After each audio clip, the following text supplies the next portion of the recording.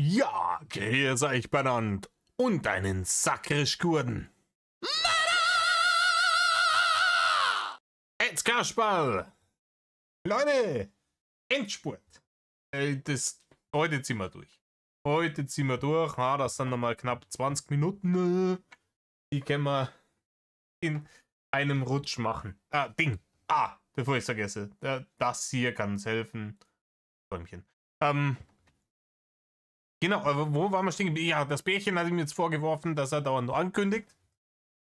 Und dass er praktisch ein Dampfplauderer ist. Und da stimme ich natürlich vollkommen zu. Und dementsprechend wollen wir uns jetzt mal anhören, welche Ausreden der gute Reini auf Lager hat, dafür, dass er nicht bloß ankündigt und der Dampfplauderer ist, sondern was da seine großen Errungenschaften sind, ne, die er da tatsächlich dann in die Tat umgesetzt hat von seiner ganzen Ankündigerei. Was machen? Das habe ich auch nicht gesagt, aber es ist wirklich so, du kündigst immer nur an, du machst nie was und es ist wirklich so, also für mich persönlich haben deine Videos größtens... Auch so eine Sache. Ich kündige an. Was habe ich angekündigt? Das ist mir egal, ob du ankündigst, also es ist mir nur aufgefallen, was ich eben die Lachung ja noch... Das ist ja auch immer geil, weißt du, natürlich, wenn man sagt hier, du kündigst immer nur an, dann sollte man im Idealfall natürlich irgendeinen Beweis dafür haben, dass die Person ja tatsächlich immer nur ankündigt und da nichts dahinter ist. Aber die gute Frau hat sich ja jetzt nicht auf irgend so ein Fernsehduell zwischen zwei Kanzlerkandidaten irgendwie vorbereitet. Ja? Die unterhalten sich, das ist sehr dynamisch. Jedem ist bekannt, dass der Mann permanent irgendeine Scheiße ankündigt, die niemals umgesetzt wird. Deswegen heißt er ja unter anderem auch Ankündigungslord.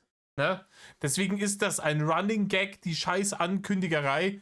Und er, ja, was genau habe ich denn immer angekündigt? Reini, du hast jedes beschissene Jahr angekündigt, dieses Jahr wird es ja das Dachen. Da ist jetzt große Content-Offensive und so weiter und so fort. Ne?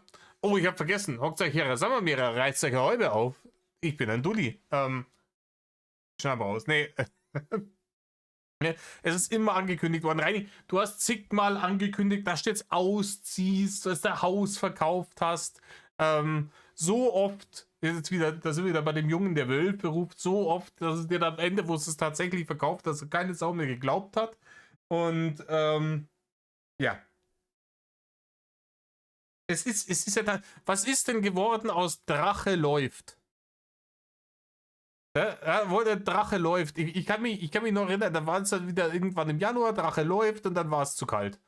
Oh ja, nee, die Woche, zweimal die Woche sollte Drache läuft kommen. Oder was einmal die Woche? Wurscht, ja, gekommen ist es nie. Ja, ab nächstem Jahr so und so oft im Monat immer Drache läuft. Und was kam? Nix. Ne? Einmal hat er sich die Mühe gemacht, sich eine dumme Ausrede auszudenken. Ja, es ist kalt und das Wetter ist schlecht. Ja, Rainer, kennst du Priest ist Januar. Und weiter.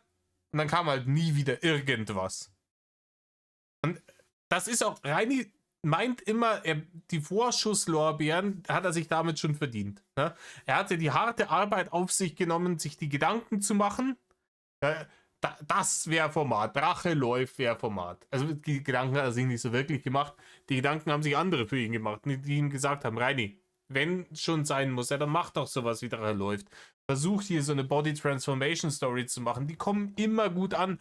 Na, da können dann die Leute vielleicht auch ein bisschen über deine charakterlichen Schwächen hinwegsehen, etc. etc.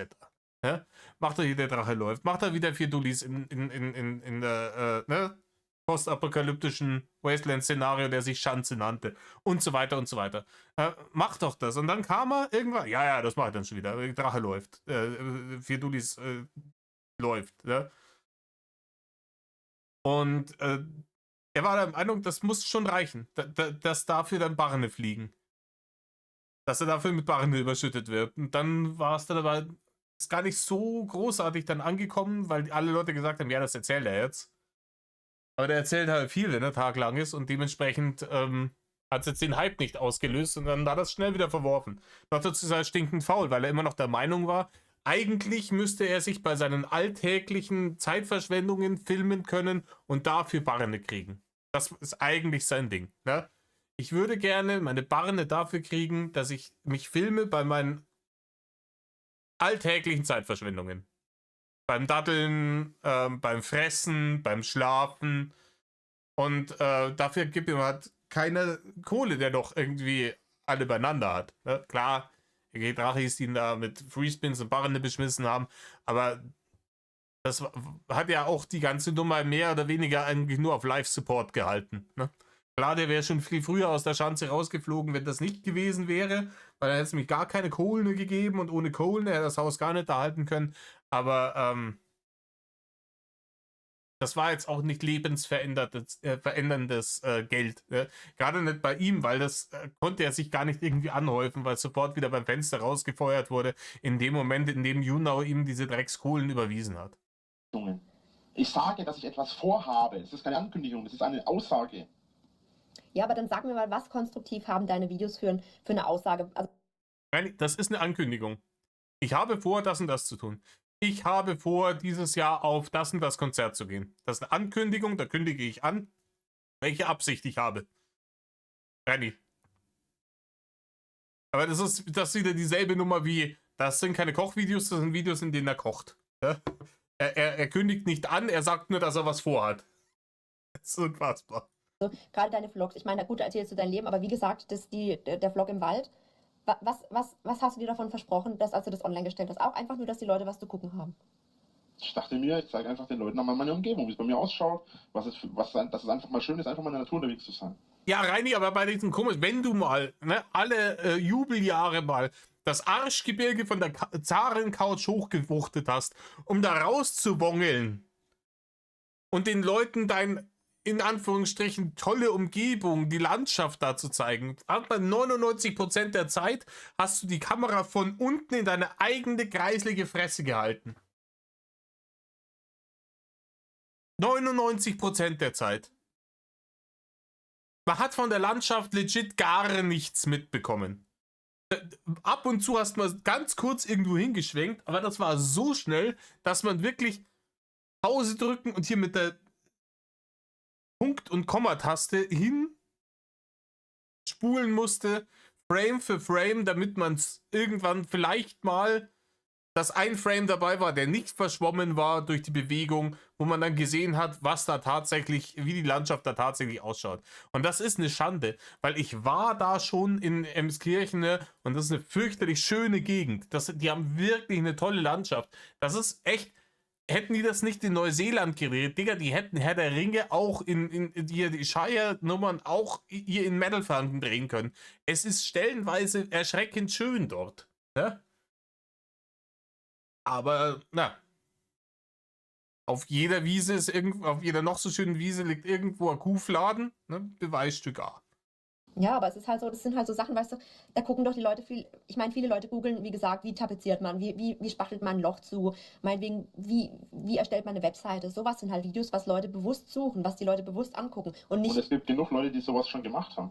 Es gibt, wie gesagt, auch Leute wie Sand am Meer, die irgendwelche Vlogs von sich online stellen. Ja und? Und ich muss jetzt ja unbedingt... Ja, und Rainer, er checkt's auch einfach nicht. Rainer, was sie dir gerade sagt, ist, dass der Markt, den du bedienen willst, schon sehr gut bedient ist. Ja, auf diesem Markt ist schon sehr, sehr viel los. Und ich hasse das Wort, weil das immer dumme Leute sagen, um schlau zu klingen, aber ich muss es jetzt benutzen. Und auf so einem Markt, wo du nicht eine Nische gefunden hast für dich, brauchst du ein Alleinstellungsmerkmal. Ne? Wenn der Markt hart umkämpft ist, musst du den Leuten einen Grund geben, warum dein Content einzigartig ist und warum sie deinen Content dem anderen Content vorziehen sollen. So, warum sollen die Leute die begrenzte Zeit, die sie haben, täglich für sowas, ne? Der Tag hat plus 24 Stunden, die meisten Leute müssen schlafen, arbeiten, fressen, kochen etc. Bla bla.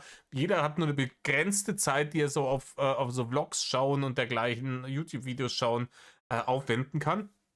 Und du musst den Leuten einen Grund geben, dass sie diese begrenzte Zeit damit verbringen, deine Scheiße anzuschauen, anstatt die Scheiße von irgendjemand anderem anzuschauen. Das ist deswegen ist das wichtig, was sie gerade gesagt hat. Aber so weit hat er noch nie gedacht. So weit hat er noch nie gedacht. Rainer hat sich einfach gedacht, ja, das macht man und dann klicken die Leute da halt drauf, ne? Ist so. Etwas machen, was ich jetzt extrem gut beherrsche, anstatt etwas zu machen, auf das ich Lust habe. Nein, das Ja, Rainer, das Problem ist, die Sachen, auf die du Lust hast, die beherrschst du nicht, weil, ich verrate ein weiteres Geheimnis, du gar nichts kannst. Ne? Du kannst gar nichts. Ne? Du kannst nicht mal was dafür, dass du nichts kannst. Bist halt wegen dumm.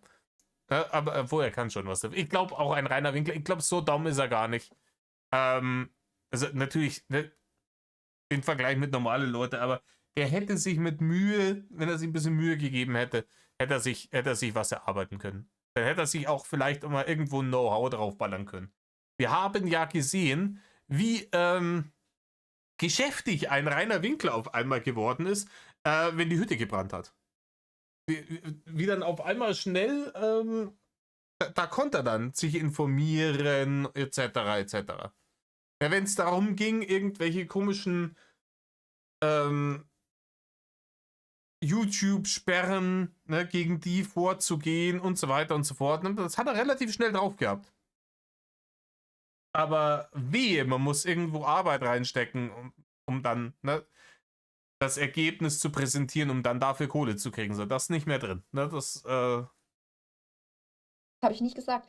Aber es ist halt, wie gesagt, du kriegst halt relativ viel negativen Zuspruch. Und dann würde ich mir doch denken, okay, dann mache ich vielleicht mal was irgendwie wirklich Input hat und Output hat. Also was wirklich informativ ist. ja, er bekommt negatives Feedback. Zuspruch ist ja was Positives. Negativer Zuspruch, weiß ich nicht, wie sich das anhören soll. Ne? Gut, scheiße hast du das gemacht. Einwandfrei. Genau so wollte ich's. Was ich den Leuten präsentieren kann, du könntest, wie gesagt, das mit der Suppenküche finde ich zum Beispiel toll, wenn du mal zeigst, ja, schaut her, ich bin doch nicht so eine Dumpfbacke, ich kümmere mich hier irgendwie um arme Leute, ich helfe denen. Ja, das wär ganz toll, wenn er das gemacht hätte. Problem ist halt, dass er sich die ganze Story aus dem Arsch gezogen hat und niemals in irgendeiner Suppenküche war. Also wahrscheinlich war er dann irgendwann, ne, während der ne, vagabunden Staffel vielleicht doch irgendwann mal in der Suppenküche möglich. Wenn die Barne, die erbettelten Tokiti-Barne mal wieder nicht gereicht haben für 4-Sterne-Hotel und was zu fressen, dann kann ich mir das schon vorstellen. Aber da davor, 2016, hat er so eine Suppenküche noch nie von innen gesehen. Irgendwelche 80er-Jahre-Filme gesehen, irgendwie aus New York oder so ein Shit, ne, wo dann man kennt. Was spricht da dagegen? Also das hätte ich doch als Was erstes. spricht dagegen, dass ich dann quasi, wenn ich da filmen würde, erstens mal. Er spricht dagegen, dass der Geschichte erfunden hat. Ne? Das ist, aber jetzt erzählt er sich, jetzt kommt sicher jetzt bald. Ich habe es im letzten Video schon vermutet, aber es kommt jetzt. Er kann da nicht hingehen wegen die Hater. Also er kann da nicht filmen. Wenn er da filmt und da ein Video macht, dann greifen die Hater hier die Suppenküche an. Und ganz zu schweigen davon, wo ist denn die nächste Suppenküche bei ihm? Ich nehme mal an, dass die wahrscheinlich weder in Emskirchen noch in Neustadt oder sonst irgendwo ist. Und die nächstgrößere Stadt ist Nürnberg. Das willst du mir erzählen, dass der mehrfach im Monat nach Nürnberg gemettelt ist damals, um dann den ganzen Tag ehrenamtlich in der Suppenküche zu malochen. Während er zeitgleich, ja laut eigener Aussage, die Schanze 24 Stunden lang belagert war und er jedes Mal, wenn er nur zum Zwingeln musste, um sich die wöchentliche Ration Tiefkühlfraß zu kaufen, laut eigener Aussage Angst haben musste, dass ihm die Putze abreißen. Der Mann geht mehrfach im Monat den ganzen Tag dahin in die Suppenküche und arbeitet. Richtig, genau so ist es. Den Leuten auf den Sack gehen würde, die da auch mitarbeiten, dann Leute zeigen würde, denen es echt schlecht geht und das in meinen Videos, es hat echt in den Videos nichts verloren. Das meine ich auch nicht. Du kannst meinetwegen ja auch früher hingehen und sagen. Eben, das ist, erstens musst du die Leute nicht zeigen. Zweitens ist es dir scheißegal, ob es denen schlecht geht und ob du die zeigst. Reini, wenn dir jemand gesagt hätte, Reini, wenn du Leuten, die es schlecht geht, die auf so eine Suppenküche angewiesen sind, wenn du mit denen Videos machst und die ein bisschen ausbeutest, dann wird's was. auf die Hand versprochen, dann wirst du der nächste Gronk. Dann hättest du das gemacht. Da hättest du keine Sekunde drüber nachgedacht. Rainer, weil du bist dir immer nur selber der Nächste gewesen. Und wenn irgendjemand über die Klinge springen musste, damit dein Traum vom großen Internet-Zampano wahr wird, dann war dir das gerade recht. Erzähl mal keine Scheiße. Ne? Du hast in dieser scheiß Suppenküche nie irgendwas gefilmt, weil es die nicht gibt und die Story erfunden ist. Rainer, immer wenn du irgendwas beweisen konntest und die Leute gesagt haben, nee, das stimmt gar nicht, du konntest es beweisen, dann hast du es gezeigt. Dann hast du es gezeigt. Dann hast du es vor die Kamera gezerrt. Das hier da. Ne? Das ist auch, wenn du, wenn zu Zeiten, wo dann dein Kamerasystem da draußen war und du das dann öfters mal verbotenerweise auf YouNow mit reingestreamt hast und dann auch auf YouTube. Wenn irgendwas passiert ist, tatsächlich, dann hast du sofort das Bild gestreamt und da, bitte sehr. Immer wenn du erzählt hast, jetzt machen sie das, jetzt machen sie das, jetzt machen sie das, ohne es zu zeigen, hat jeder gewusst, ist gelogen. Und wir wissen, dass das gelogen ist, weil wir stellenweise dann die Videos der anderen Seite haben. Wir wissen, ne, man hat dann gewusst, okay, der Stream war um die und die Uhrzeit, da hat er gesagt, da waren dann Leute da, die werfen irgendwas, bla bla bla, werfen mit Steine, Eier, Tomaten, was weiß ich. Und dann hat man Videos gesehen von Leuten, die da waren, zu genau dieser Zeit und da standen und festgestellt, die haben überhaupt nichts gemacht. Die haben vielleicht Herr Winkler gerufen und dich darum gebeten, rauszukommen, um Fanmanagement zu machen. Das war's. Immer wenn tatsächlich was passiert ist, dann ist es aber pronto sofort im Internet gelandet. Zeigen, wie das Essen zubereitet wird. Oder danach, wie du noch hilfst aufräumen. Gehst denen auf den Sack oder nervt die Leute, die da auch helfen? Das glaube ich nicht. Ich meine, Weißt du? Konto ist italienisch im Übrigen, für den Fall, dass du das nicht weißt. Na, Rainer, ich weiß, du bist so ein alter Italiener, aber du kennst immer nur ein Wort, ne? Topo, glaube ich, war das, heißt Maus. ja, meine Ich hab da schon mal was gemacht. Oder hab da schon mal was vorgehabt. Ja. Die Leute waren Aber, da nicht besonders begeistert von. richtig.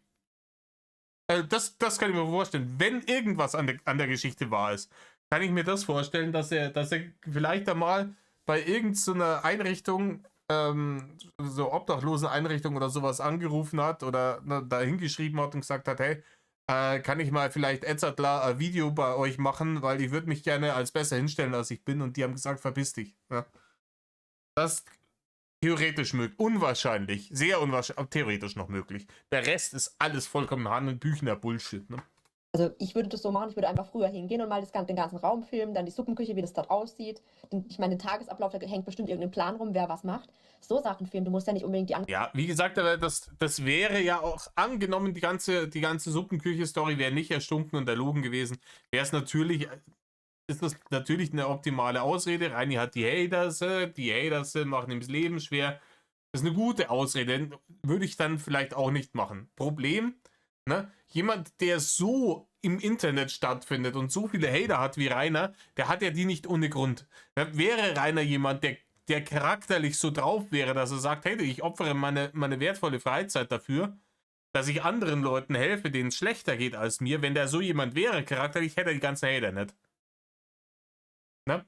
Dann hätte er ganz stinknormal. Wenn er wirklich so guten Content machen würde, dann wäre er nicht der Drachenlord, sondern wäre wirklich der zweite Gronk.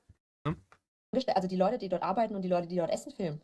Du kannst ja vorher fragen, wer möchte gerne mal in der Kamera sprechen, über sein Leben zum Beispiel, und dann kannst du den interviewen zum Beispiel. Es gibt viele Möglichkeiten. Du sagst halt, wie gesagt, immer so, das geht nicht, das will er nicht und bla bla bla. Und im Übrigen, wisst ihr, wer aus so einer Nummer wirklich sehr, sehr, sehr, sehr erfolgreiches Format gezogen hat? Tomatolix. Tomatolix hat erst letztes Jahr, ich weiß nicht, ich glaube Ende letzten Jahres war es, wo er diese Serie rausgebracht hat, diese Videoreihe, wo er im Bahnhofsviertel in Frankfurt umeinander war und sich angeschaut hat, hey, wie ist denn das jetzt hier wirklich? Da gab es dann auch ein bisschen Kritik, manche davon gerechtfertigt, aber das ist sehr erfolgreich gewesen und hat halt auch ein bisschen, aber da muss halt was dafür machen. Das war harte Arbeit. Das war wirklich harte Arbeit. Du musst da die Connections herstellen, ne? Rausfinden, wer kann dir da helfen, wer ist da bereit dafür, dass er dich mitnimmt, da ein bisschen rumführt und dir zeigt, was hier Phase ist. Du musst die richtigen Leute finden, und so weiter und so fort. Du brauchst ein Team auch, das dabei ist, das dann filmt und das da auch Bock drauf hat und sagt, ey, ja klar, ich werde mit dir 2 Wochen im Frankfurter Bahnhofsviertel verbringen. Ey, ich glaube, du hast da schlechtes Gras geraucht. Das ist harte Arbeit. Ich möchte nicht wissen, wie viele Stunden Arbeit in diese Videos geflossen sind. Aber dafür hat er dann auch den entsprechenden Erfolg gekriegt. Und du musst nicht so extremes Production Value haben wie die Leute, aber du musst halt einfach, keine Ahnung, ne? Bisschen einfallsreich sein, das Ganze durchziehen und kein Dirnenspross und fertig. Dann läuft die Nummer. Das sind nur so Vorschläge. Ich meine, Denkst du nicht, dass ich sowas schon mal versucht hätte? ich weiß es nicht, keine Ahnung. Ganz genau, das ist der Punkt. Ja, gut. Ja, keine Ahnung, diese Suggestivfragen sind alle zu vage. Denkst du nicht, dass ich sowas schon mal versucht habe? Ist ein Ding, damit man danach behaupten kann, ich habe nie gesagt, dass ich das schon mal versucht habe. Ich habe gefragt, ob sie das denkt. Ja, damit man danach sagen kann, ich habe Edzardlein nicht gelogen. Eine Sekunde, ich muss mich kurz um die Katze kümmern. So, ja, ich weiß nicht, ob ich es schon mal gesagt habe, aber mein Kater mag das überhaupt nicht, wenn ich hier sitze und diesem Setup hier meine Aufmerksamkeit gebe und nicht ihm. Na, da hat er gar keinen Bock drauf. Und dann läuft er durch die Wohnung und plärt und plärt und plärt und plärt und plärt. Dem fehlt überhaupt nichts, aber der hat einfach Bock auf Aufmerksamkeit. Ne? Jetzt habe ich ihn wieder auf dem Schoß. Nee, also wie gesagt, ich meine, es bringt auch nichts, da länger zu diskutieren. Ich habe halt wirklich versucht, dir irgendwie die Augen zu öffnen, dass du vielleicht auch siehst, was du dir da. Gut, wenn es dich nicht interessiert, aber irgendwann wird es dich interessieren. Irgendwann wirst du vielleicht tatsächlich eine Frau und Kinder haben. Und was ist, wenn deine Kinder in der Schule gemobbt werden, weil ihr Vater mal so Videos gemacht hat? Ja, naja, gut, ne, das ist utopisch. Aber irgendwann wird sich interessieren, Rainer. Weil dich die Scheiße irgendwann einholt. Na, Zukunftsrainer ist not amused. Zukunftsrainer hat irgendwann die Schanze abtreten müssen, weil es zu schlimm geworden ist. Zukunftsrainer hat danach seinen Führerschein verloren. Und so weiter und so fort. Und Zukunftsrainer sitzt jetzt in Zobes, in Uwes Nazi-Kaschemme und wartet auf einen verfrühten, durch Adipositas bedingte Krankheiten herbeigeführten Abgang. Dann gehe ich hin, gehe zu ihren Eltern und sage, dass die das unterbinden sollen. Geht zu denen.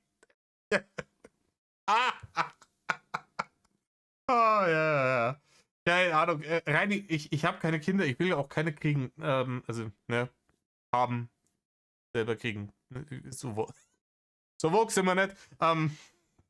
Ich habe keine Kinder, ich will auch keine haben. Aber, hypothetisch, ne? Hätte ich ein Kind und das wäre mit deinem hypothetischen Kind in der Schule und dein Kind wäre ansatzweise so wie du oder mein Kind würde dein Kind darauf ansprechen, was du für einer bist.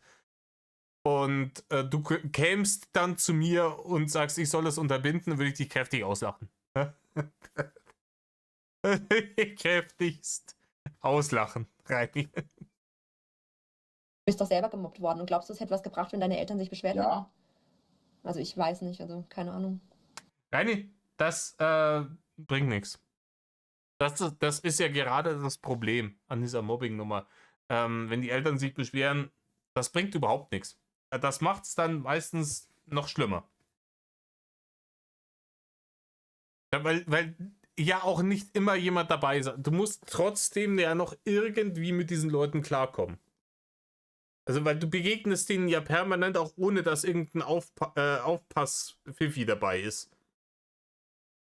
Und wenn die irgendwie negative Konsequenzen erfahren haben, weil du petzen warst, ne, dann das nächste Mal, wenn die dich kriegen und keine Autoritätspersonen, keine Eltern oder sonst was in der Nähe sind, dann kriegst du es richtig ab. Eins der Probleme von dieser Mobbing-Nummer. ich bin gemobbt worden, weil in der Sonderschule keiner von den Erwachsenen was gemacht hat. Da sind kleine Kinder zwischen 5. und 6. Klasse. Rainer, du bist nicht gemobbt worden. Du bist gemieden worden. Rainer, du hast selber gesagt, das glaube ich dir auch, dass du viel größer warst als die Leute in deiner Klasse. Natürlich warst du größer, weil du 3-mal kleben geblieben bist in der Doli-Schule. Also, nee, zweimal in der Dulli-Schule und einmal im Kindergarten kleben geblieben bist. Natürlich, du warst 3 Jahre älter als die Leute im Teenager-Alter. Und du willst mir erzählen, dass die dich dann gemobbt haben. Den 3 Jahre älteren Burm haben die gemobbt. Nee, die wollten aber mit dir nichts zu tun haben. Das war der Punkt. Ja? Klar, vielleicht hat man sich ein bisschen über die lustig gemacht, aber ich glaube, so ein richtiges Mobbing, ne, das ist ja auch meistens so ein Ding, dass das nur funktioniert, wenn die Leute wissen, dass sie dem Typen, den sie jetzt da mobben, körperlich überlegen sind. Kann man sich ja nicht sicher sein, wenn er 3 Jahre älter ist. Ich meine, stellt euch heute mal, stellt euch mal heute irgendwie einen 12-Jährigen neben einen 15-Jährigen und dann überlegt ihr euch, wie der 12-Jährige, auch wenn es mehrere sind, den 15-Jährigen mobben soll. Ich weiß nicht, in dem Film, der sich vor meinem inneren Auge abspielt, da schmeißt der 15-Jährige den 12-Jährigen aber mal ganz gewaltig die Prügeln aus. Die fotzen sich auf dem Schulhof, die prügeln sich die Scheiße aus dem Leib. Und die Lehrer laufen vorbei, schauen kurz hin und laufen weiter. Das Gelogene einer, wir haben mit Leuten gesprochen, das sind nicht ich persönlich, aber ich kenne, ne, ich habe Content mitgekriegt, Leute, die auf dieser Schule waren und die haben gesagt, alles Bullshit.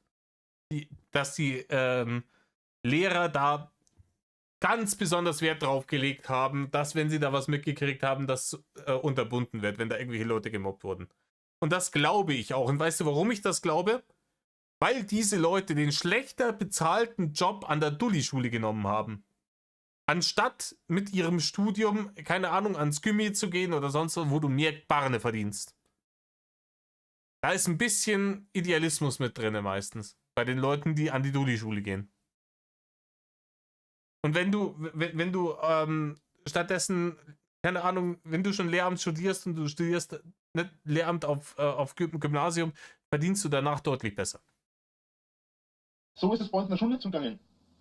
Ja, aber Ich kann jeden fragen, der mit mir in der Schule war oder in meiner Schule war. Ja, Rainer, das ist passiert. Die Leute haben Leute gefunden, die auf deiner Schule waren, haben die gefragt und die haben gesagt, es ist alles Bullshit, Rainer, es ist alles gelogen.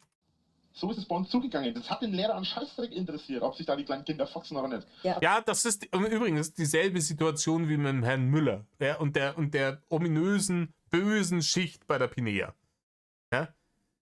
Das hat die Leute deswegen nicht interessiert, weil du wahrscheinlich damals schon verlogenes Stück warst. Weil du damals schon die Leute, wo die Nase nicht gepasst haben, weil sie dich nicht mitspielen haben lassen oder sonst irgendwas, angeschwärzt hast. Und weil du die versucht hast, irgendwie denen irgendwas anzudichten, damit die Ärger kriegen mit Sachen, die sie gar nicht gemacht haben. Und die Lehrer damals wahrscheinlich schon gemerkt haben, okay, der Rainer ist ein Dampfplauderer und der lügt uns hier permanent die Hucke voll und natürlich tun die dann irgendwann nichts mehr. Wenn du kommst und sagst, hier, irgendjemand war gemein zu mir. Ach ja, schon wieder, Reini. Einwandfrei, dann geh woanders hin.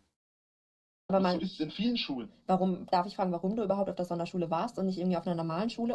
Weil er dumm wie 5 Meter Feldweg ist. Deswegen war er auf der Dulli-Schule.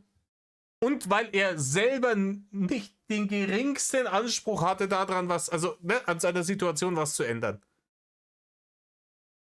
Leute, die in diesem Pädagogik-Psychologie-Bereich mal Kurse, Klassen etc. hatten, wissen, dass die Theorie heißt, dass es eben ein Zusammenspiel ist.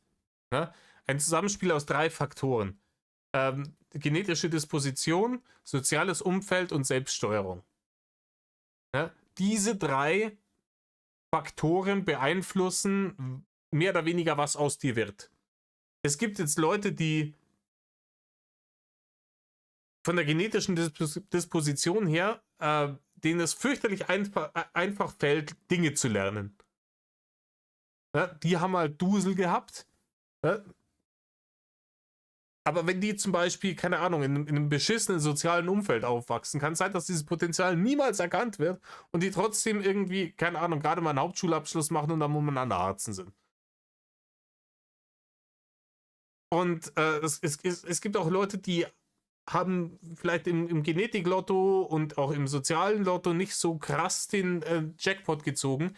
Die haben aber unglaublichen Willen an ihrer Situation was zu verbessern. Und obwohl die schlechte Startmöglichkeiten haben, über diese Selbststeuerungsnummer, schaffen die es oft dann raus aus diesen Strukturen.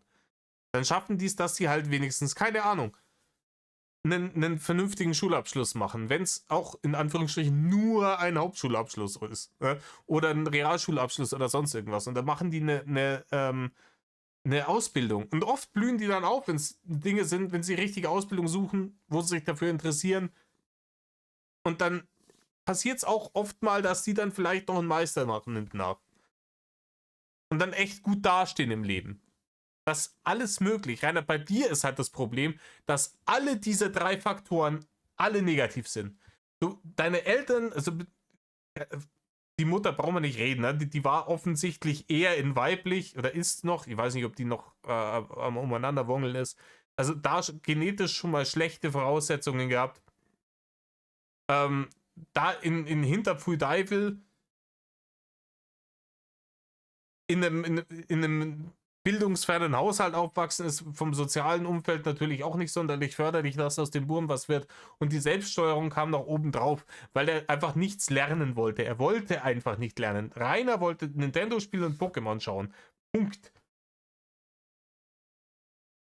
Legastheniker war und weil ich in meiner Schulzeit, anders als ich es heute mache, mich für Schriften und Buch und so ein Scheißdreck überhaupt interessiert hat. Allerdings liegt es da auch daran, dass es damals niemand geschafft hat, mich für irgendwelche Bücher zu Schriften und Buch. Als gäbe es nur eines auf der Welt. Ne? begeistern, weil sich dafür auch jeder an Scheißdreck interessiert hat. Okay. Hätte mir damals irgendjemand Eragon in die Hand gedrückt. Eragon war damals das Buch, was mich damals dazu gebracht hat, ein Buch zu kaufen und auch tatsächlich. Ja, Rainer, halte ich für gelogen. Ich glaube nicht, dass du Eragon wirklich gelesen hast. Ich glaube, dass du es gekauft hast. Und ich glaube, dass du dir selber angekündigt hast, da sind wir wieder, ne, dass du es auch lesen willst, aber du hast da 2 Seiten gelesen, hast festgestellt, jedes Wort Buchstabe für Buchstabe, Silbe für Silbe zusammenzustottern, dauert 100 Jahre und du checkst dann sowieso nicht, worum es geht, und dann hast du doch wieder den Film angeschaut. Ja? Reini hat den Film gesehen, ist Fan vom Film gewesen, weil er auf dem Drachenthema hängen geblieben ist. Dann hat er sich gedacht, dann kaufe ich auch das Buch, weil bin jetzt der weltgrößte Eragon-Fan, dann brauche ich auch das Buch. Dann hat er es in die Hand genommen, hat 2 Seiten gelesen, hat festgestellt, scheiße, dafür muss ich ja lesen, und dann hat er es irgendwo in die Ecke gestellt und es nie wieder in die Hand genommen. So wird es gelaufen sein. Also, kann ich das 100%ig wissen? War ich dabei? Nein. Würde ich mein Geld darauf verwetten? Auf jeden Fall. In die Hand zu nehmen und zu lesen. Ohne Eragon würde ich heute immer noch so hässlich schreiben wie früher. Ja, er ist schlecht gealtert. Meine Handschrift hat sich verbessert. Meine Ja, komm. Rechtschreibung hat sich verbessert. Ich bin auch mittlerweile viel besser in Mathe, als ich es früher war. Okay, also jetzt hakt's aus. Also deine Handschrift und deine Rechtschreibung, du hast Jahre danach, du hast da 5 Jahre danach immer noch hanebüchenen Bullshit, rechtschreibungstechnisch, Satzzeichen, Groß-Kleinschreibung, alles vollkommen für die Katz. Rainer, ich habe noch nie auch nur eine Textzeile von dir gelesen, in der nicht mindestens 3, 4 Fehler drin waren. Noch nie. Gut, später dann hier bei deinem Perverso-Universums-Blog, da hast du es von ChatGPT manchmal, ja, wenn das dir nicht zu harte Arbeit war, hast du von ChatGPT Korrektur lesen können, lassen, aber das war's. Ja? Und jetzt, wenn wir übers Rechnen gehen, von wann ist dieses Tausender-Bereich ist doch dreistellig Ding? Ist das vielleicht irgendwann auch 2021 gewesen oder Anfang 22? Kann das sein? So gut kann er jetzt Mathe inzwischen. Meine ganze Intelligenz, sag ich jetzt mal, wenn man es so ausdrücken will. Ja, ich weiß nicht, wenn man es so ausdrücken will. Ich würde es nicht so ausdrücken. Rainer, deine ganze Intelligenz, die reicht halt nicht aus, um meinen Fingerhut zu füllen. Meine ganze Intelligenz hat sich im Laufe der Zeit viel verbessert, nachdem ich gemobbt wurde, nachdem ich meine ganze, ich will nicht Intelligenz sagen, meine ganze, wie soll ich ja, ich will, wenn es um dich geht, auch nicht Intelligenz sagen. Da sind wir uns wenigstens da einig. Ausdrücken.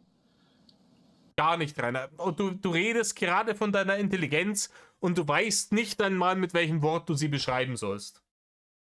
Sehr KLUK, Rainer. Sehr KLUK. Deine Bildung. In der Mangelung eines besseren Wortes, meine Intelligenz zu entfalten. Also so mein Verständnis von der Welt zu verändern. Ja, das ist ja das, dann mach doch was draus. Weißt du, wenn du schon so kleine Erfolge hast, indem du 2 Bücher gelesen hast, dann liest doch immer 2 weiter. ist gut. Ja, weißt du, was ich meine? Also, dass du halt, 2 ist gut, 0 ist realistisch. Ne? anstatt dass du die Zeit jetzt mit Also irgendwelchen so 2 Seiten vielleicht. Waldspaziergang mit YouTube vergeudest, in Anführungszeichen, dass du halt Ja, wirklich, die Waldspaziergänge haben auch einen Hintergrundgedanken. ja, dass du abnimmst. Ich meine, das ist auch, weißt du, das ist ja das, was ich meine, dass du, Ja, auch das hat nicht funktioniert. Ja, der 2016 war schon morbid, adipös. Aber da hat man vielleicht noch irgendwo erkennen können, dass unter diesen ganzen Massen vielleicht auch mal irgendwann ein Mensch gesteckt hat. Inzwischen, also ganz ehrlich, die Bilder alleine schon 2022 vor der Zarenstein-Staffel etc., wenn man sich das anschaut, das wirklich wild. Wie gesagt, ich habe jetzt vor kurzem wieder mit Warhammer angefangen, bin ja echt auf Death Guard, Nurgle und sowas hängen geblieben. Ey, die haben so Poxwalker und dergleichen, so The Great Unclean One Nummern, die weniger verrottet und abgeranzt sind als das, was ich an Bildern von Rainers Beinen gesehen habe damals. ich meine, du musst ja nicht alles filmen, du kannst ja auch für dich alleine im Wald joggen, dein Buch mitnehmen, dich da in die Hütte hocken, da mal lesen oder meinetwegen zeichnen, schreiben, was auch immer. Irgendwas, das muss doch nicht alles von der Kamera verfolgt werden. Ich habe ja keine Barne dafür. Mach ich doch gar nicht. Ja, es kommt halt so Ich rüber. filme, vor allem jetzt zur Zeit, filme ich etwa 1 Stunde von 4 Tagen. Und davon kommt meistens selbst Das ist die gute alte Pflichtstunde auf Ding, ne? davon nur 10 Minuten online. Wenn überhaupt. Wenn ich filme und filme davon etwa 10 Minuten oder was von meinem Tagesablauf und das durch online stellen. Mein Tag hat doch nicht nur 10 Minuten. Mein Tag geht 24 Stunden. 24 Stunden, ja, klar, aber so ein Vlog, natürlich dauert der nicht 24 Stunden. Die Leute, die ein richtiges, echtes Tagebuch schreiben, die schreiben da am Abend auch nur, keine Ahnung, 10 Minuten eine Seite rein. Die laufen ja auch nicht permanent mit dem Buch in der Hand durch die Gegend und schreiben stenomäßig alles rein, was gerade passiert. Jetzt stehe ich an der Ampel, es ist rot. Jetzt ist grün geworden. Jetzt gehe ich rüber. Nein, Rainer. Ja, ich weiß ja nicht, was du den ganzen Tag so machst, das kann ich auch nicht beurteilen. Aber wenn Ja, ich kann es dir sagen. Ne? Wird spät aufgestanden, dann wird Fresswix, Dattelkack duschen, Leute anbrüllen, Pflichtstunde streamen, fertig. Dann wird irgendwann um 4 Uhr wieder ins Bett gemeddelt und dann geht es am nächsten Tag weiter. Sagt keiner. Und das ist genau der Grund, warum ich von so vielen Leuten als Online und als Fame geil und was weiß ich alles gesehen werde. das ist halt das Bild, was du nach außen vermittelst. Das ist ja das, was ich dir gesagt habe. Du vermittelst halt das Bild, dass du wirklich in Anführungszeichen von Hartz IV lebst, dass du nur zu Hause hockst und Videos drehst. Das ist das Bild, was du wirklich nach Das ist genau deswegen, das ist genau das, warum ich da einen Scheiß drauf gebe, was die Leute denken, weil die Leute keine Ahnung davon haben, wer ich bin. Wenn sich jemand die Mühe macht, mich kennenzulernen, dann ist es doch eine ganz andere Geschichte, als wenn jetzt Ja, guten 2%. Na, Rainer, ich glaube, wir kennen dich alle schon sehr, sehr, sehr gut. Rainer, vor allem deswegen, weil du dazu geneigt hast, in Situationen, in denen du dem Nervenzusammenbruch nahe warst oder sogar einen ausgewachsenen Nervenzusammenbruch hattest, anstatt dich irgendwie zurückzuziehen, den fucking Stream anzumachen. Allein deswegen. Und natürlich am besten kennengelernt haben wir dich über die ganzen Leaks. Sowas wie hier. Ne? Teamspeak-Leaks, Discord-Leaks. Dinge, wo du mal frei von der Leber weg geschwallt hast und die Maske des sympathischen Aveng Dommen Internet Dullis, der ja nichts tut, sondern hier einfach nur sein Zeug macht, diese Maske mal fallen gelassen hast. Darüber hat man dich kennengelernt. Und darüber kennen dich die Leute, die sich länger mit dir beschäftigen, jetzt inzwischen sehr, sehr, sehr gut.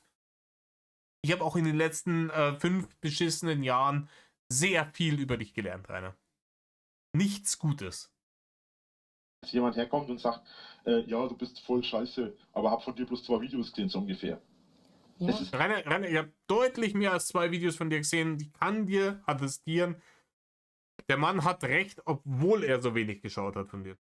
eine Sache, die ich auf YouTube mittlerweile gemerkt habe und die ich jetzt endlich verstanden habe, warum andere YouTuber manchmal so abgestumpft aussehen oder so abgestumpft wirken, ist, dass viele hunderttausende Menschen einfach die Videos schauen und dann nach 2, 3 Videos die Meinung haben, ey, du magst den ganzen Tag nichts anderes, weil er jetzt ein 10 Minuten Video hochgeladen hat, wie er jetzt über Kommentare spricht oder irgendwas anderes macht. Etzeler. Siehe Iblali, siehe LeFloid oder sonst was. Selbst Ja, danke dafür, Herr Blali. der einen Vlog macht und im Laufe des Tages Sachen aufnimmt, selbst der macht es auch nicht jeden Tag momentan. Selbst wenn, sind es 10 Minuten aus seinem Tag, die er vielleicht dann zusammengeschnitten hat. Das heißt auch nicht, dass Ja, der hat es auch nicht nötig und der hat in diesen 10 Minuten auch deutlich mehr Kohle auf Twitch etc. verdient. er die Kamera den ganzen Tag dabei hat. Ich weiß nicht, ich gucke keine YouTuber an. Also wenn, dann gucke ich nur dich und das auch nur über Lach schon. Also das gebe ich zu. Mir ist dann halt, weil die Zeit auch zu schade. Ich stell mir das so vor, ich meine, jemand, der Vollzeit arbeitet, ich bin 10 Stunden aus dem Haus, komme nach Hause, muss noch Haushalt machen, muss mich noch um meine Tiere kümmern. Ich hätte da nicht die Zeit, nicht die Lust, noch irgendwie ein Video aufzunehmen, das noch zu schneiden und dann noch hochzuladen. Nee, Das ist auch so ein Punkt. Was machst du, wenn du abends zu Hause bist, deine Tiere versorgt hast und alles sauber ist und so weiter? Dann treffe ich mich entweder noch mit Freunden oder ich hau mich einfach auf die Couch. Und schaust Fernsehen ja. oder liest was? Ja, genau. Ja, meistens ist das so, Rainer, weil ich verrate dir jetzt mal was, wenn du den ganzen Tag in der Maloche warst und kommst heim, hast dich um deine Viecher gekümmert, hast deinen Haushalt gemacht, hast was gekocht, hast was gefressen, bist du meistens so im Arsch, dass du sagst, hier, Digga, Couch, Fernsehen, noch 2-3 Stunden, dann geht's wieder ab in die Haie. Siehst du, das ist dein Hobby. Oder Nein, das das ist geht nicht. in Richtung Hobby. Nee, das ist Nein, ist es nicht, Rainer. Ich würde mit meiner Zeit auch sehr viel anderes anfangen, aber ich bin halt meistens von der Maloche so kaputt, dass halt nichts mehr geht. Ich weiß, dass dir das ein vollkommen fremdes Konzept ist, dass irgendjemand abends wirklich erschlagen von der Arbeit nach Hause kommt und sagt, hey Digga, ich würde jetzt gern noch was weiß ich was machen, fortgehen, noch Stammtisch gehen, mich mit Leuten treffen, aber das wird mir zu spät. Na, da komme ich um 10:30 erst wieder heim und ich würde eigentlich um 10 im Bett sein. nicht. Was mache ich? Ich habe auch schon, ich bin jetzt seit 3,5 Jahren mittlerweile auf YouTube.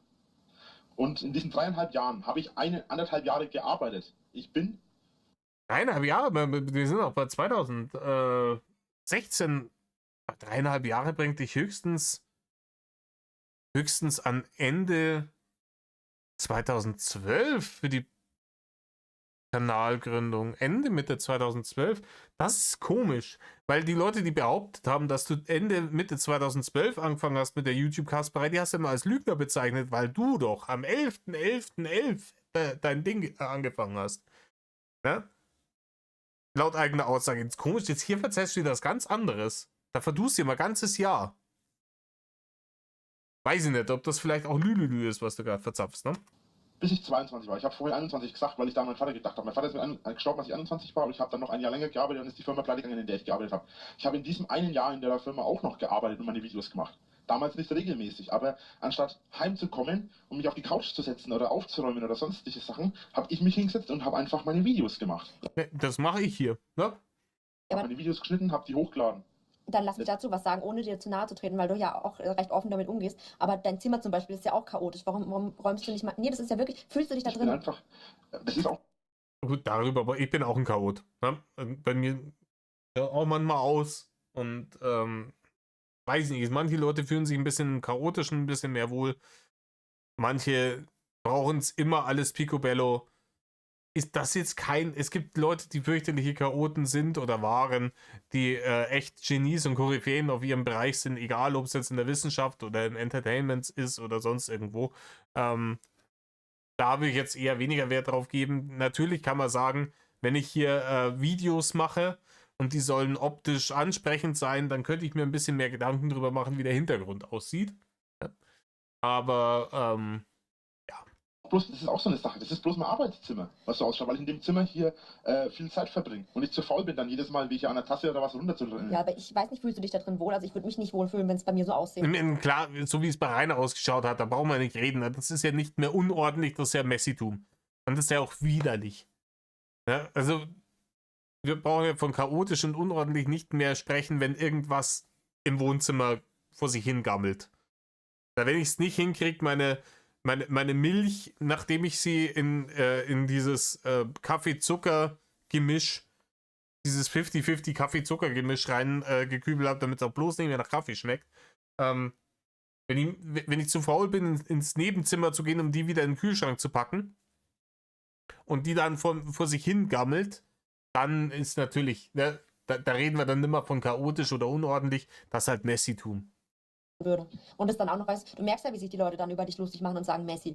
Weißt du, Okay, was sieht bei mir aus? Momentan liegt auf meiner... Boah, Rainer, halt dein Maul. Jeder von uns weiß, wie es bei dir ausgeschaut hat. Damals, 2016, war ja hier auch Ding, glaube ich, unterwegs, ne? Der Parabelritter. Wir haben damals schon von dir und von anderen Leuten Roomtours gekriegt. Man hat gesehen und gewusst, wie es da ausgeschaut hat. Da warst du schon seit 5 Jahren hier alleine in der Schanze und hast halt in dem Zeitraum genau gar nichts gemacht. Hast nicht einmal irgendwie einen Wischer, einen Staubsauger oder sonst irgendwas in der Hand gehabt. Couch liegt momentan Decke, mein Zewa. Auf dem Tisch stehen die Reste vom Alkohol, darunter ein Kasten Bier, dann daneben ein Abfalleimer, der relativ voll ist, den ich aber jetzt dann erst noch ausleeren muss.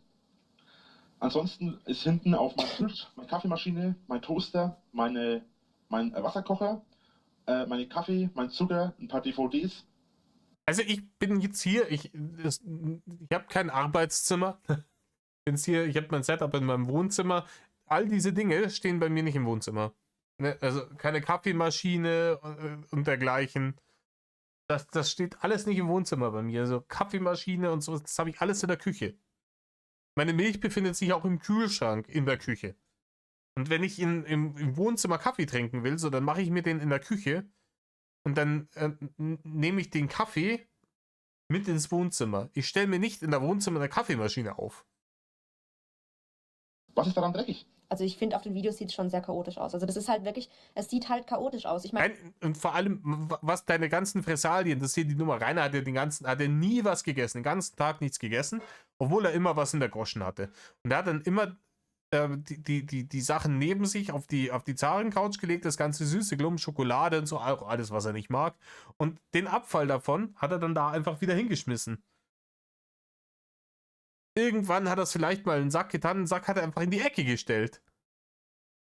Seine Energy-Dosen, wo die leer waren, anstatt aufzustehen und sie in die Tonne zu tun oder sonst irgendwas, hat er einfach in die Ecke geworfen. Und ich sag's euch, wäre da kein Pfand drauf gewesen auf diesen scheiß Dosen und wäre nicht wirklich Schmalhans der Küchenmeister gewesen am Ende in der Schanze, dann wären diese Dosen da auch noch nach seinem Auszug in genau dieser Ecke gelegen. Ne? Denn, wie sagt der gute Dr. Oll, wenn bei Reini was auf dem Boden liegt, dann könnte es genauso gut auf der dunklen Seite des Mondes liegen. Ne? Das ist genauso erreichbar für ihn. keiner, der nicht bei dir zu Hause war, kann das beurteilen. Ich kann nur das Video Es ist ja jetzt beurteilen. nicht so, dass bei mir 5 Kilometer lange Spinnweben überall rumhängen. Ja, Oder überall Staub ist. Es ist ja nicht dreckig. Es sieht vielleicht unordentlich aus, aber das unordentlich aus. Damals schon hat man gesehen, dass auf deiner Treppe rechts und links Zentimeter hoch der Staub lag. Weil nur in der Mitte, da wo du halt dann immer hochgewommelt bist und deine Füße die Treppe berührt haben, nur da war es dreckfrei. Der Rest war dreckig. Dein Badezimmer, Rainer. Den Teppich. Komm. Das macht mir nichts aus, weil es ist nicht dreckig. Dreckig ist für mich, wenn es überall staubig ist, wenn überall Spinnweben hängen. Das Einzige, was mich in meinem Zimmer hier momentan wirklich stört, das ist mein Fenster, weil es total scheiße aussieht. Das muss ich unbedingt mal machen. ja. Muss ich mal neu streichen und alles. Aber dann ist es hier innen auch wieder in Ordnung. Wie gesagt, ich kenn nur deine Videos und ich würde mich schämen, sowas auch noch öffentlich dann zu teilen. Ich reg mich auch schon auf, wenn irgendwie Freunde unangemeldet kommen und bei mir liegt irgendwie ein Wäschekorb rum. Das ist mir schon unangenehm. Und dann, wenn ich dann denke, okay, du teilst da dein Video mit Hunderten von Leuten und es sieht halt chaotisch aus. Weißt du, dann, wenn du die Zeit hast und sagst, bevor ich ein Video mache, würde ich erstmal kurz aufräumen. Das geht ja nicht lange. Ich meine, das ist 20 Minuten, dann bist du fertig. Du musst ja nicht groß. Nicht mal. Der hätte ja auch einfach die Dinge, die unmittelbar von der Kamera erfasst werden, einfach wegmachen können. Er auch einfach wirklich nur diesen Frame, er hat ja jahrelang wirklich nur über diesen Frame auf die Zarencouch gestreamt. Alles, was in dem Frame ist, hätte er aufräumen können in 5 Minuten. Gar kein Problem. Er auf die klassisch winklersche Weise einfach in irgendeinen Sack und in eine andere Ecke vom Raum geräumt. Zu den Monster Energy Dosen. Fertig. Putz machen, du kannst einfach das irgendwie schön auf den Haufen schmeißen, meinetwegen, weißt du? Ich muss doch nicht aufräumen, wenn es sauber ist. Ja, Ja, aber es ist nicht sauber, Rainer. Auch wenn es sauber ist. ja, ich räume immer auf, also ich putze auch immer. Weil ich mich halt so wohl Ich habe einen Kumpel. Den Oh, jetzt hat er wieder tief in die Hosentasche von der Plastikbuchse gegriffen und dann den Schweizer Taschenkumpel wieder rausgeholt. Wenn ihm sonst nichts mehr einfällt, ne? Wenn ihm sonst nichts mehr einfällt in der Diskussion, natürlich nicht, es sieht halt aus wie Arsch bei ihm, brauchen wir nicht drüber reden. Aber jetzt hat er einen Kumpel. Und der Kumpel, der hat immer aufgeräumt und dann ist er deswegen gestorben oder keine Ahnung was. Also das ist der Internetname. Okay. Den Schiebern. Also das ist Shivan, keine Ahnung. Ist der mit dem Luan verwandt? der Internetname. Okay. Es liegt irgendwo ein Staubkorn rum. Ah, wo ist mein Taschentuch? Wo ist mein Tuch? Wegwischen damit. Ja, das ist halt das andere Daran denke ich Extrem. jetzt gerade. Das ist das andere Extrem. Also ich bin kein Sauberkeitsfanatiker, aber ich würde mich nicht wohlfühlen. Auch als Mädchen. Ich gebe dir jetzt nur einen Tipp, wenn ich irgendwie bei einem Typ zu Besuch wäre und da würde es so aussehen, ich würde mich umdrehen und wieder weggehen. Also ich bin da sicherlich nicht die Ausnahme. Weißt Ja, du? halt nett, aber du weißt doch gar nicht, wie es bei mir aussieht. Nee, weiß ich nicht. Ich kenne nur Nee, Rainer, du streamst ja auch nicht permanent den Zustand deines, in Anführungsstrichen, Arbeitszimmers ins Internet für die ganze Welt. Nee, woher soll man denn wissen, wie es bei dir aussieht, du Dulli? dein Zimmer und halt, dass du. Das Zimmer, was ist denn in dem Zimmer dreckig? Ich habe jetzt das Video nicht da, aber es sah, wo du das Auspackvideo von deiner Kamera gemacht hast und kurz auf den Boden geschwenkt hast. Also da lag schon ein Haufen Zeug rum, was man eigentlich hätte wegräumen können. Auf dem Boden. Ich habe hier einen Ja, auf dem Boden? Das ist ja nicht relevant. Korb mit leeren Dosen und Flaschen, ja. Den Ja. ich einmal in der Woche wegräume. Ja, einmal in der Woche, genau, Rainer. Ich will dir ja nur. Reini, es gibt Leute, die haben da wirklich ein Buch drüber geführt. Wie lange steht jetzt diese verrottete Milch, diese halbvolle Tüte mit verrotteter Milch, wie lange steht die da hinten auf dem Fensterbrett? Die standen stellenweise 2-3 Wochen da. einen Tipp geben. Weißt du, ich will dir nur einen Tipp geben, wenn ich mir sage, ich als Mädchen würde bei jemandem zu Besuch sein, ich würde wieder mich umdrehen und weglaufen. Das bezweifle ich, dass du das wirst, weil du weißt doch gar nicht, wie es bei mir wirklich ausschaut. rede jetzt weil hier nicht- ein paar Sachen auf dem Tisch liegen. Ich bezweifle auch, dass sie das würde, weil die kommt erstmal gar nicht in die Verlegenheit, zu dir zu kommen, weil sie jetzt schon weiß, was du für ein Birnenspross bist. Wenn wirklich jemand, weil jetzt hier mal 2 Päckchen Kaffee, weniger Zucker, weniger Milch und mein Kaffeezeug auf dem Tisch liegen, dazu vielleicht jetzt noch ein paar Reste vom Alkohol und so weiter hier auf dem kleinen Tisch liegen, ganz ehrlich, das ist alles andere als schmutzig. Ja, wie gesagt, ich kann es nicht beurteilen, ich habe halt nur das Video gesehen. Bei mir saß Alter, ich hab ihr habt es wahrscheinlich auch gesehen, die Konsolen, ja, die irgendwann ja dann über Umwege bei Ofi gelandet sind. Ich hab die gesehen. Wie schmandig die war, wie man auch so eine Konsole so schmandig hinkriegt, ich verstehe es nicht. Ja, aber der ganze Rest vom Haus, der war natürlich tippitoppi, braucht man nicht reden, ne? früher, als meine Mutter noch hier gewohnt hat, sah es wesentlich schlimmer aus in dem Zimmer hier. Ich habe mit meiner Schwester dieses Zimmer hier erst einmal 2,5 bis 4 Stunden aufräumen dürfen, bis Okay. dieses Zimmer so aussah, wie es jetzt aussieht. Und der Boden sieht vielleicht ein wenig dreckig aus, weil es so ein komischer Teppich ist, aber der Ja.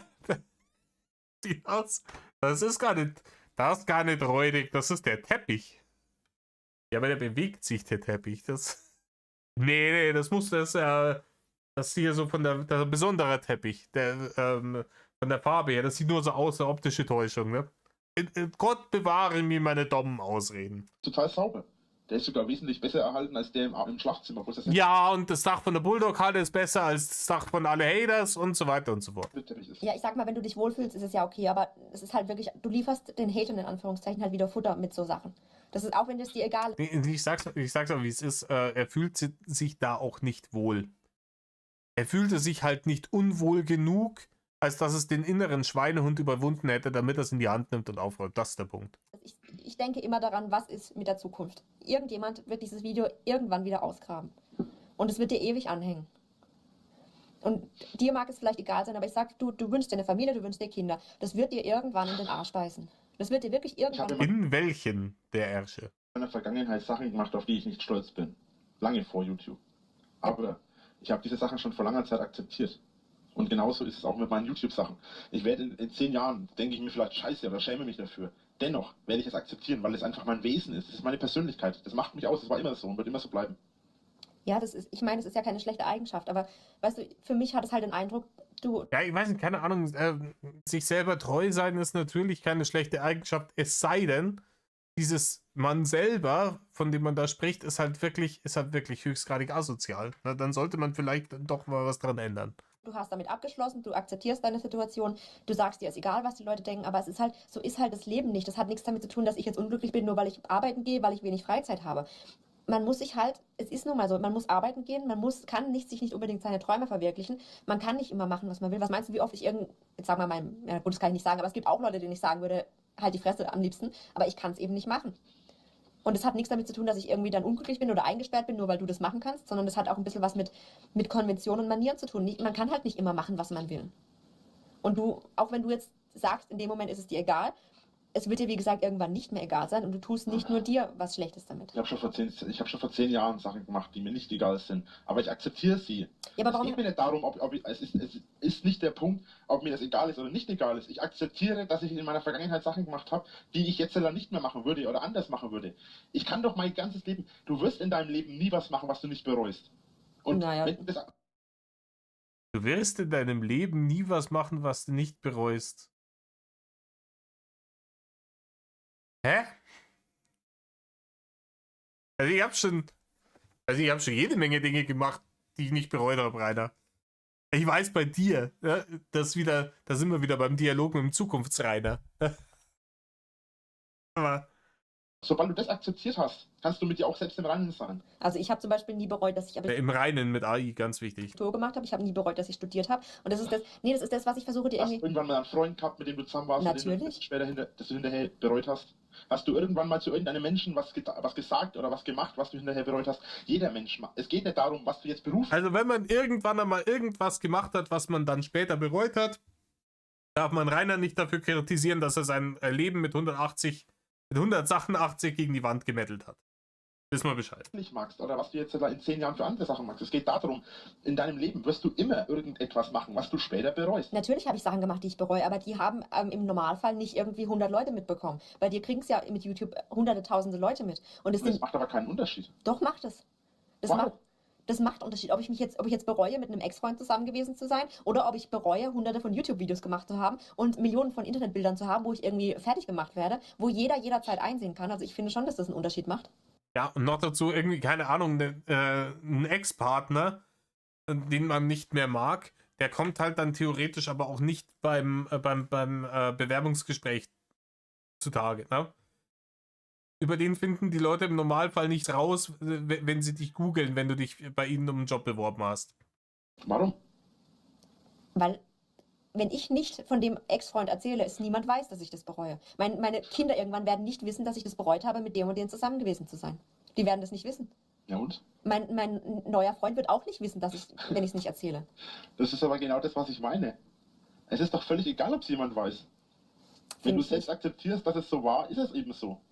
Also finde ich nicht. Ich meine, jeder kennt von uns aus den 80ern noch, dass er irgendeine hässliche Hose oder eine hässliche Frisur hatte und sich nach 10 Jahren das Bild anguckt und denkt, Alter, wie habe ich ausgesehen? Ist gut. In den Ja, 80ern bin ich geboren. in den 90ern, von meinetwegen 90er. Ich weiß nicht, wenn du gerade meine Eltern zum Beispiel, wenn die irgendwelche Bilder von sich aus den 70ern sehen, die lachen sich den Arsch ab, wie sie da ausgesehen haben. Und das mag vielleicht lustig sein, weil es da alle so gemacht haben. Aber ich sag dir, gut, in 10 Jahren werden wir wahrscheinlich nicht mehr irgendwie über Skype reden, aber ich sag dir, in 10 Jahren oder vielleicht früher bereust du das, was du gemacht hast und dann sagst du das nicht mehr so einfach, dass du das akzeptiert hast. Wenn dir das in den Arsch beißt, wenn du beruflich nicht die Chance ergreifen kannst, nur aufgrund dieser Videos, wenn du irgendwie ein Mädel kennenlernst aufgrund dieser Videos, weil sie nicht damit in Verbindung gebracht werden will, nicht irgendwie die Liebe deines Lebens hast. Wenn ich die Liebe meines Lebens finde, wird sie das akzeptieren. Ansonsten habe ich nicht die Liebe meines Lebens gefunden. Das ist wunderbar. Ja, Rainer, das ist ganz wild mit der Liebe des Lebens. Ne? Also, ganz zu schweigen davon, dass die Liebe des Lebens für Reini halt Reini ist. Ne? Ich glaube, er selbst ist die einzige Person auf diesem Planeten, für die er jemals wirklich echte Liebe empfinden konnte. Wunschdenken. Das ist kein Wunschdenken. Du verstehst das nicht. Ich habe schon mal gesagt, dass ich nicht an Gott und so weiter glaube. Ich habe meinen eigenen Glauben. Ich auch nicht. Ich bin Atheist. Ich glaube, ja, war ich eine Zeit lang auch, aber ich habe meinen eigenen Glauben. Ich glaube an die Seele. Und solange ich an die Seele glaube, glaube ich auch an die Seelenverwandtschaft. An das, dass es immer eine zweite Seele gibt, die mit deiner zusammengehört. Die immer schon zusammengehört hat und durch verdammt viele Jahrhunderte zusammengehört hat. Ja, das ist halt höchstgradiger Dulli-Bullshit. Das ist... Und sich immer wieder findet. Vielleicht nicht in diesem Leben, vielleicht nicht im nächsten, aber irgendwann wieder. Und wenn ich diese Liebe gefunden habe. Ja, da hat er Hancock oder sowas geschaut. Wahrscheinlich hat er Hancock geschaut vorher.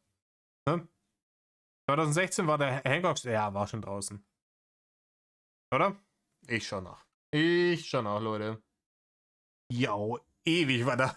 Ja, das war 2008. Leck mir, Arsch, bin ich alt.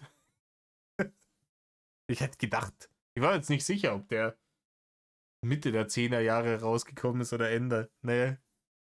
Ende der Nullerjahre war es, 2008.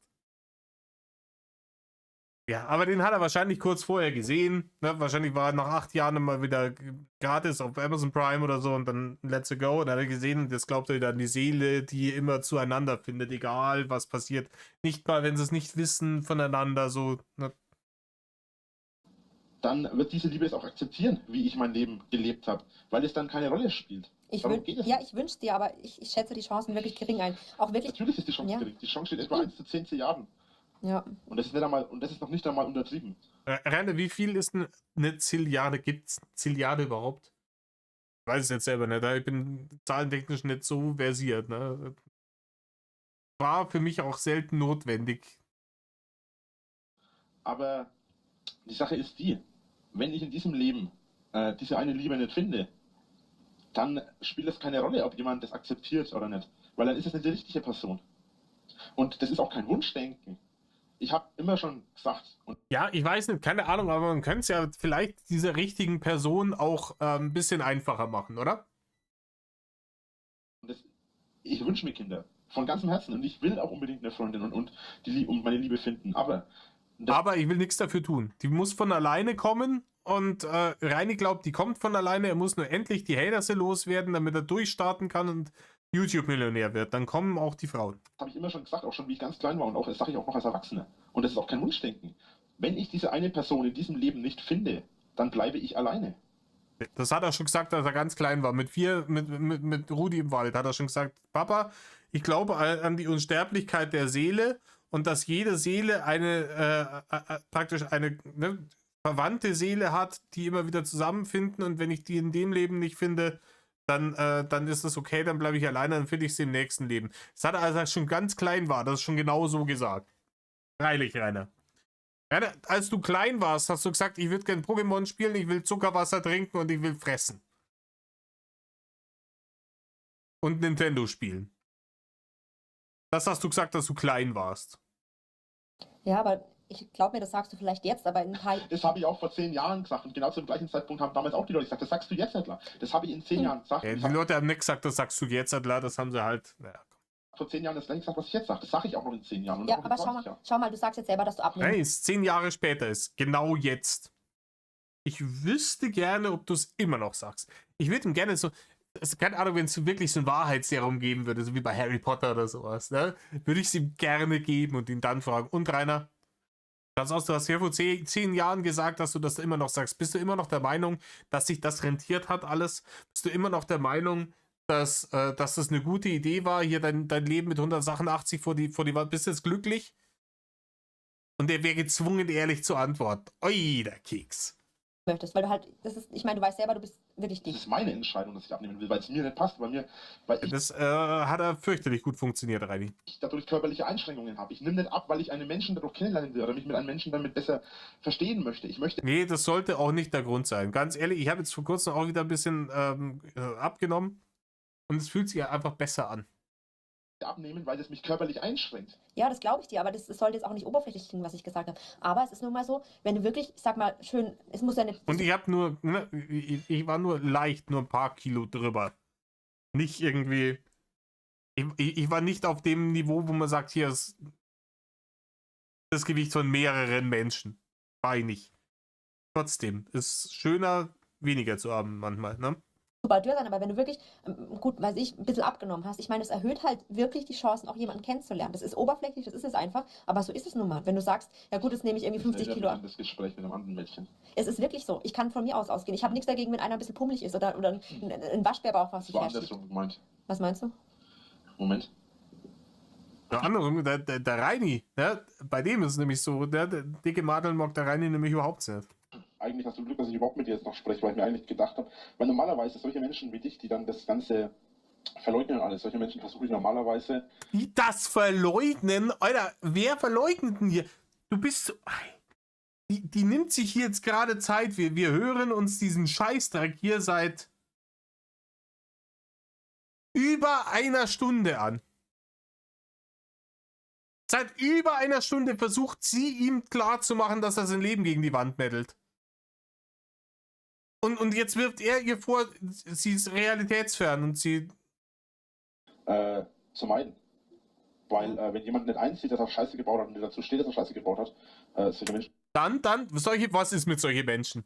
Rainer, jetzt wird gespiegelt. Auf, wie geht's? kann nicht ausstehen. Und ich bin zwar jetzt auch jemand gewesen, der gelogen hat, aber ich Ja, da gelügt, Rainer. Ja. nee, mit mir auf Dauer. Ich hab schon viel früher überlegt, ob ich da mal die Wahrheit sage, was meinen Job und so angeht. Ja, das war ja so eine Sache, ich meine, jeder wusste. Naja, was heißt hier jeder wusste? Es war offensichtlich, dass du Ja, natürlich wusste jeder, dass du Scheiße erzählst, Rainer. Der Arbeitspulli und so weiter und so fort. halt keiner wirklich geregelt. Ich habe immer wieder gearbeitet zwischendurch und das war auch selten eine Lüge.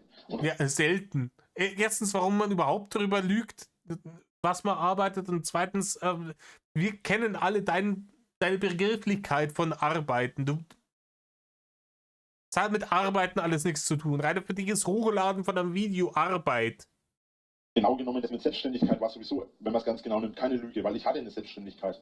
Ja, es war halt, du hast es halt lange, ich sag mal so verschleiert, das war halt sehr verdächtig die ganze Zeit. Und dann hat sich schon jeder gedacht, okay, der wird halt keine geregelte Arbeitszeit haben oder Arbeit haben. Und du hast dann halt am Ende, gut, Hut ab, hast du es zugegeben. Zwar recht spät, wie ich fand, aber du hast es zugegeben. Ich hätte mit mir selbst nicht im Reinen bleiben können, wenn ich es nicht gemacht hätte. Ja, siehst du, das ist doch schon mal was. Naja, gut. Also wie gesagt, ich muss jetzt auch weitermachen. Naja, ich fand es okay, dass wir zumindest jetzt konstruktiv darüber reden konnten, ohne dass du laut geworden bist. Weil hatte ich schon ein bisschen Angst vor, oder dass einer von uns beiden gleich auflegt. Das hätte auch sein können. Solange ich nicht gleich beleidigt werde und sonstigen Kinderkram, was die Kleinkinder-Hater da immer machen. Ja. Ich bin ein Mensch, mit dem man ganz normal reden kann. Das war nie Nein, Rainer, bist du nicht. anders. Gut. Und in dem Fall war es jetzt auch nur deswegen, weil es irgendeine Mulle war. Wenn es irgendein Typ gewesen wäre, von diesem Teamspeak, da wäre schon lang der Bannhammer geflogen. Ja, also wie gesagt, ich hoffe, du nimmst dir irgendwas zu Herzen, was ich gesagt habe. Und ansonsten, Ja, wird er nicht machen. man hört sich bestimmt nochmal irgendwann. Ja, mal schauen. Ja, also, ciao. Ciao. Am 13. Juli war Rainer auf dem Bergwerk Labs Teamspeak-Server, geriet aber mit anderen Mitgliedern schnell aneinander und wurde daraufhin gebannt. In dem Video ApoRed in Bombenstimmung und Bergi trollt, beschwert er sich wieder darüber, dass er auf Herr Bergmanns Teamspeak gebannt worden war. Das kann doch nicht ernsthaft euer Ernst sein, dass ihr mich da rauskickt, Alter. Was ist denn Alter, das haben wir vor kurzem reagiert, ne? Das war aus das ein wunderschönes Bild. Alter! Das kann überhaupt nicht sein. Wisst ihr, wie er hier ein bisschen aussieht mit den Pausbäckchen? Und dann die Schnur. Sieht ein bisschen aus wie Dofi von den DuckTales, oder? Oh Mann. Okay, Leute. das für eine Scheiße, sag mal? Sag mal, Alter. Aber wir sind jetzt hier am Ende dieser Nummer angekommen. Lang genug hat es gedauert. 8 Teile. Wo sind wir jetzt? 1 Stunde, 7 Minuten einwandfrei. Pflichtstunde ist erfüllt. Ne? Dann gibt es auch die Barne. Ah ja.